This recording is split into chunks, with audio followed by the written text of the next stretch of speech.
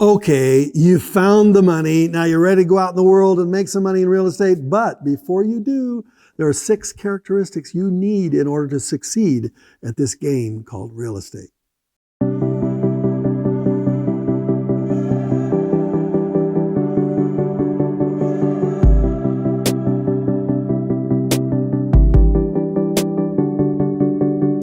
So are you an employee or an entrepreneur? Because if you're an employee, you have a mindset of security and safety, and therefore you don't think like an entrepreneur, which means a person who likes to take a little more risk.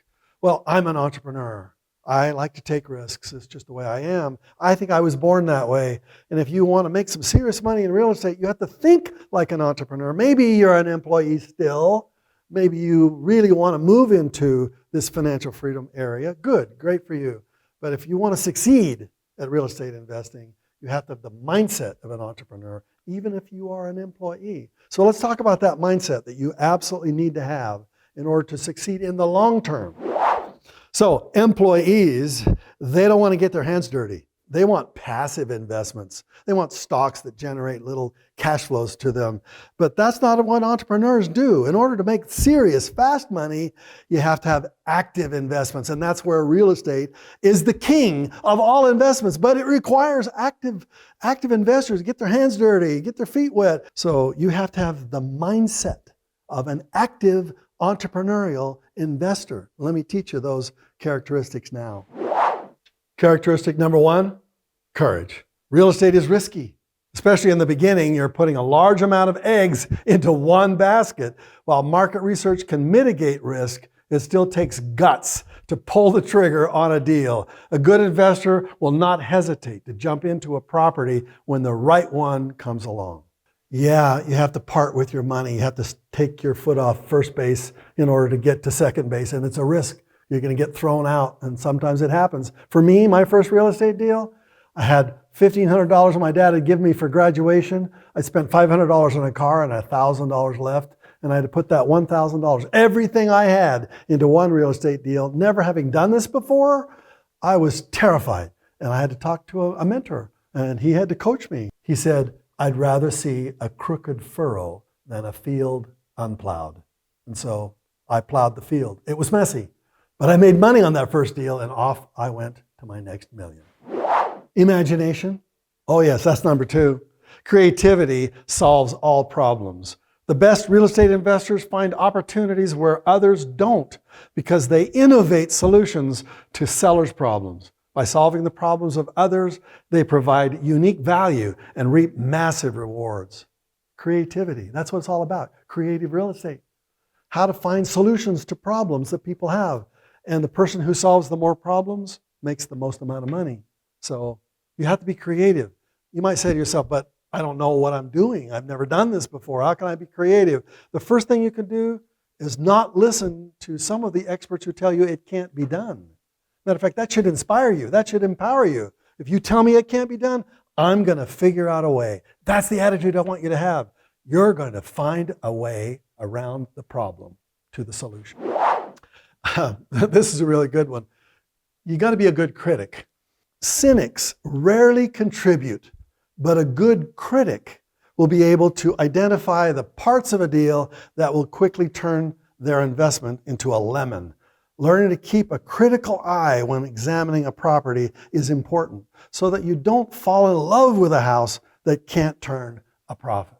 This is really important because you have to be creative on one side, which is finding the possibilities, and you have to be a critic on the other side, which is, uh-oh, watch out, be careful. And of course, me at the very beginning of my career, I was buying some properties that didn't turn out so well because I hadn't stepped back just a little bit and taken things, a view through a critical eye. So do both. Be creative, be a critic, and therefore you'll make more money in the long run. You want to succeed? Negotiation is so important. A good real estate investor has good people skills. Do you? They know how to find win-win situations to give them a good deal, and the other party walks away happy. Tactful negotiation is the single most important skill an investor can develop. And oh, is that true? Because if a seller trusts you, they'll be willing to open up and give you better opportunities. And if they don't trust you, what will they do? They'll climb up and they won't be creative with you. So negotiation is about building trust. No trust, no good deals. Lots of trust, lots of good deals. Therefore, this people skill about negotiation, really important. Read books about it, study about it, think about it. But really, the most important thing you need at the very beginning is just learn to like people and make sure that they like you. And then that's 80% of the negotiation, building trust. So how do you build trust? The concept of win-win. That means you got to win, but they've got to win. And if you come into the negotiation from a win-lose perspective, meaning I'm going to take the best price I can get from you, man, I'm going to beat you down, I'm going to get the best price I can get, that's called win-lose. And win-lose eventually becomes lose-lose. You can't win in the long run with win-lose. So you have to make the attitude in the beginning of a negotiation, Mr. Seller, Mrs. Seller, I don't want you to lose. I want you to win. Now, I want to win too, which means I want the best price I can get, but if I can give you a little bit extra so you can walk away feeling good at the table, then I know that we both won. And that carries forward to the next deal, because then they'll talk to somebody else, their friend that's selling maybe, and they'll say, he was so fair, she was so wonderful to us, they made us feel like we were winners in this process. I learned this from my mentor, Stephen Covey. He talks about win-win. I've never forgotten that. And in every negotiation, I enter into it that if they don't walk away feeling like they won, then I don't do it. I step away. I'd rather lose and not make the money than to make them feel like they lost. I know that sounds maybe counterintuitive, but believe me, in the long run, win-win always wins for you. You want to know a secret? It took me maybe 20 years to figure this one out. But when I decided to be a giver, when I decided that when I made a profit that I would give some of it away immediately, the deals just started flooding into my life. Giving is the greatest wealth secret I can teach you. Generosity, yeah. Those who are successful give back to their community and the world. This can take many forms: money, community service, and mentorship, to name a few. By giving back, they continue the virtuous cycle of success and help inspire future generations. Make a decision that as soon as you make a profit from that property, give the first 10% away. Watch what happens. All really, really rich people are massive givers. Some people give 50%, 90% of their money away, and they seem to get more and more and more and more. I know it's counterintuitive. It goes against what you think was true. Like when you give a little bit away, you subtract from your wealth, right? No. When you give a little away, you multiply your wealth. You can tell I really believe in this one because I had to learn it the hard way. One day I'll tell you that story. But in the meantime, learn how to be a giver.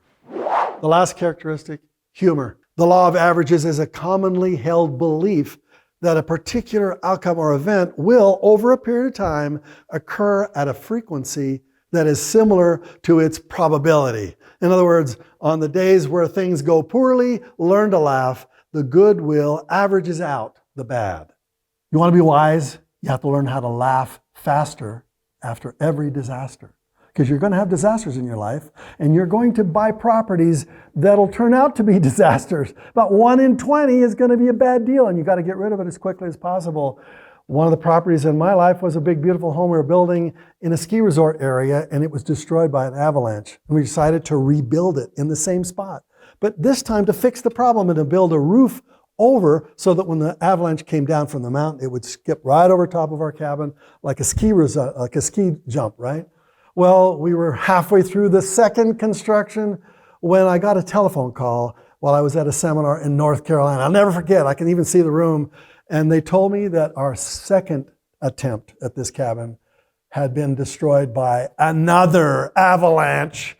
And I fell on the bed and started to laugh. Or the people who were on my team were saying, "What's happened to Bob? Why is he laughing so hard?" And I said to myself, this is hilarious. Because obviously God doesn't want us to rebuild this cabin in that spot. And so rather than being, devastated, I just decided to laugh about it. And so must you, because disasters will happen. Learn to laugh faster at every disaster. That's wisdom. So this is a book you're going to get when you click on the link down below and order this book, because it's called The Challenge for a Reason. We have challenges in our life, and I just finished talking about disasters. Well, as I'm in 2/3 of this book writing, this actual book, one of the gals that we had selected, her name was Nora, had bought a property exactly like we had told her how to do it. And as she was painting it and fixing it up, or she kicked over a can of paint and it caught into the fireplace and destroyed the entire living room. And she had to start all over again from zero. The soot down her face, saying, why, God, would you let these kinds of things happen to me? She had to learn that, yeah, these things happen. And she had to learn to be courageous in the face of all these disasters. You're going to read that story in here, but you're going to learn the principles of how to succeed. When you click on the link below, read that story and make it infuse into your life so you can develop the characteristics of successful real estate investors. You're going to love this book. Thanks for watching. So click on the link down below and subscribe, ring the bell. There's so much more to learn that I want to tell you. And obviously, when you click below also, you're going to watch the very next video and absolutely love it.